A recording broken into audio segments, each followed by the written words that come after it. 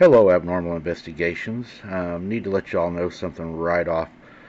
Thursday, I had planned this Thursday for a boots on the ground. It looks like we're not going to be able to do that, as we're going to be having winds 20 to 30 miles an hour, gusting to 50. So it wouldn't be safe, and plus, you all would not be able to hear with me under the canopy. So I think what we're going to try to do Saturday is we're going to do a breakdown of an encounter that was sent in to me. You all seem to like those a whole lot, so I think we're going to do a breakdown. I think that will be one of our probably better ideas as to going out on a windy day, because I know it's just going to waste our time. If we can't hear, then we're not probably going to have a good time, but we'll have a good time Saturday.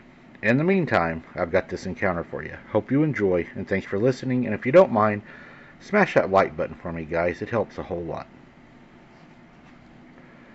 A cool autumn morning in mid-October is where our story begins, in a small but quiet town near Clemson County. The Tugelo River stands. My friends and I, L and J, went up to the mountainous region to enjoy a weekend full of camping. What we planned to do was to just hang out on an old logging place and camp in a rustic cabin. Our idea was to hike the vast trails and rugged terrain, to hunt for our meals, and to sleep underneath the stars. Our trip was planned in advance, and as such, all of us thought we had everything covered, everything contingency prepared for. But as we would later discover, we were horrifically wrong in the assumption of ours. Our first morning in the mountains was met with a beautiful sunrise, the likes of which I doubt any of us had ever seen before. Steadily it rose to grace us, blessing all of its light, touched the warmth and the loving radiance. I got out of bed, still exhausted from the night previous, as I was the one who drove for the last half of the trip. After walking and waking up a little bit, I got dressed and headed downstairs to meet the rest of my group, L and I and Jay. As we gathered and sat down for breakfast, we began to discuss the first thing we would do that day. Laughing and joking, all of us, we were proud of one another, teasing, making jabs in an effort to get one of us to drive out and to check an area that the others have never been to. We finished packing for the day ahead of us and loaded into the car, the attempts at persuasion from earlier failing me, as I ended up driving yet again, and so began our trek into the wilderness around us. It works for me, I thought, as I drove down the winding trail. I get to see all up front, while those who, well, were riding in the back get to make out pretty much in the back seat. Now, to each their own, I know, but I was a little bit disgruntled at them for not taking in the scenery, so I decided to sweeten the mood. Apparently, swerving on a winding incline was not the best course of action, even jokingly, as my prank was soon met with a hard smack in the face. "What the hell, Dial?" L said to me. "Are you going to be that retarded throughout the whole trip?" I kind of chuckled and told her to calm down. I was just horsing around, but she seemed to snap, and slapping me in the face, yeah, it pretty much set me off a little bit, but I didn't say nothing. I mean, since you are two having your fair share of fun, isn't it right that I get to have mine too?" L sneered and said, "Don't do that again, Dial, please." You just about made me piss my pants. I thought we were going to die. If you're going to joke around like that, at least make sure we're not on a narrow bend like this, okay? I sighed. Okay, sorry. My sincerest apologies to you and your highness. After a while, I chuckled again and said, "You know, if I wanted to be lectured, I'd have stayed home to have my ear talked off by my mother." You could say tensions were a little heightened. We had finally reached our destination. The fallen leaves decorated the forest floor, crispy, crunchy underfoot, as we made our way further into the hiking trail, walking deeper into the wooded realm that encompassed us. The trail was peaceful, filled with moments of silence and beauty, all of which was joyfully brought on, and to an end, as Jay, being the country fan he is, began whistling a beloved tune. Soon we all chimed in singing "Take Me Home, Country Roads," as none of us could resist the urge to sing along. Such a camp-friendly song.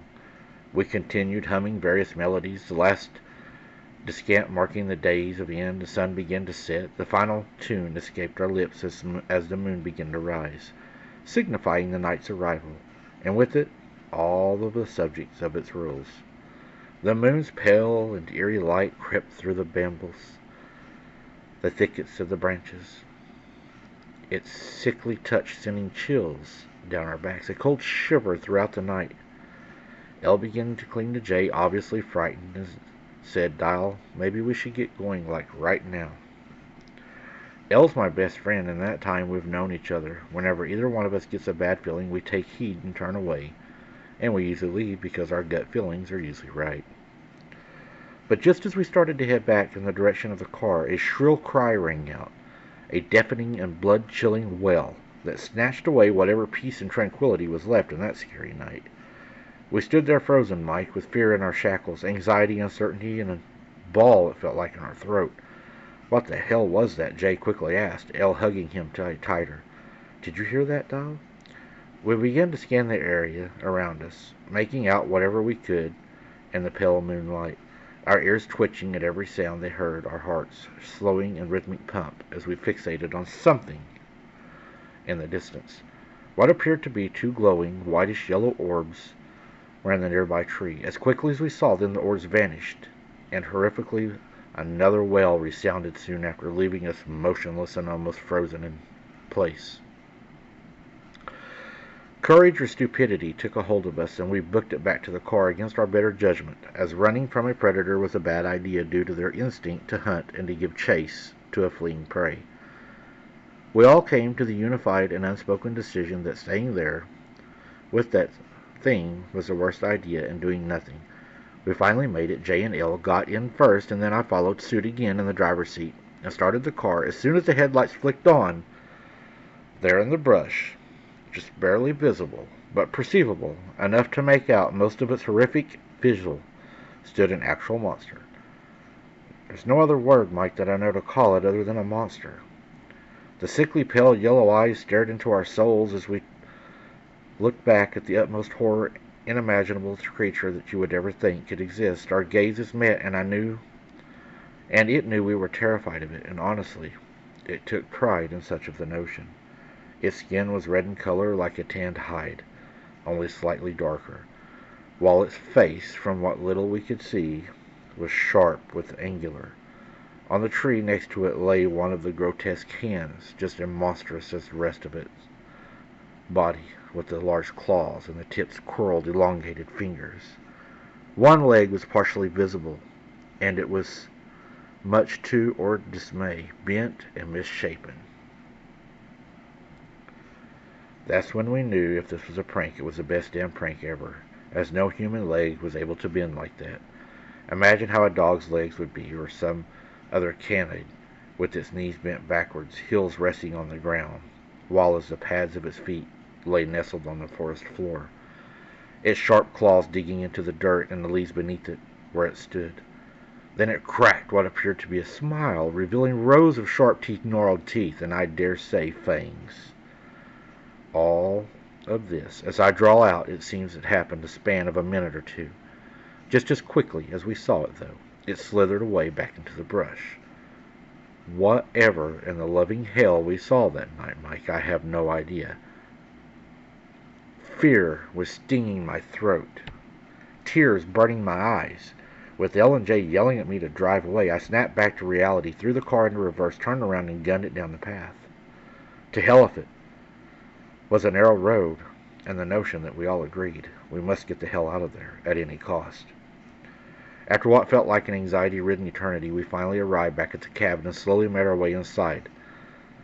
Not out of the nonchalance of a lack of care, but from the shock of exhaustion, complete and under disbelief. We all decided to sleep in the same room that night, huddled around one another, cold and pale as the grave. None of us could get warm that night. That was the weird thing. The house said it was 78 degrees. The fire was roaring, but we all had a cold deep inside. We kept cuddling, covering up more and more covers. We couldn't get cold. It was as if death had touched it itself, and we could not find warmth. Elle finally passed out from excitement of it all, while Jay was soon to follow from a rundown of his adrenaline-driven high, but myself stayed awake for a while longer. gripping tightly onto my hunting knife as I sat at the edge of the bed. I tossed and turned, awake at every sound that came from the woods. I was freezing to death. I was so cold, unable to get any decent sleep for what seemed like hours upon hours, until I finally gave up on the idea of a well-rested night. F it all, I said. I gave a defeated sigh. I can't sleep. I went downstairs for a drink and a bite to eat, still on edge as my heart pounded in my chest. There I sat in the kitchen, eating my midnight snack, drinking away the warmest coffee I could almost stand to put into my mouth. And all of a sudden, as if some dreadful cue, I get this feeling. It's a feeling I felt right before the creature showed up, a feeling of lurking nearby danger, one that heralds the testimony. A light tapping sounded at the window, and without thinking I turned to look, and in the darkness 2 whitish yellow eyes shone from outside, beaming into the cabin as whatever they were belonged to searched around. Then they rose higher into the air, resting almost above the window frame. Whatever this thing was, it was tall, and frightfully so. It put its hand on the window, but in the moonlight it looked wet and reddish. A fresh, vicious substance dripping from its claws, mud, slid down the window. Slowly I backed away, and it did the same, but neared closer and closer to the door as it moved away from the window. I ran to the door and I locked it to make sure that it was locked. It was locked, but I stood there hoping that it did not try to come in. Whatever it was must have left, because nothing else happened that night.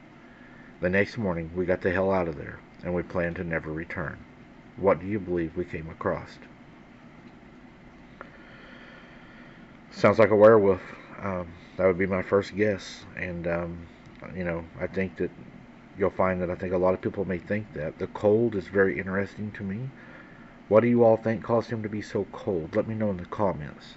Thank you for listening, guys. Until next time, keep your head on a swivel. Don't be something's dinner. And remember, they will follow you back home. Just because you're home doesn't mean you're safe.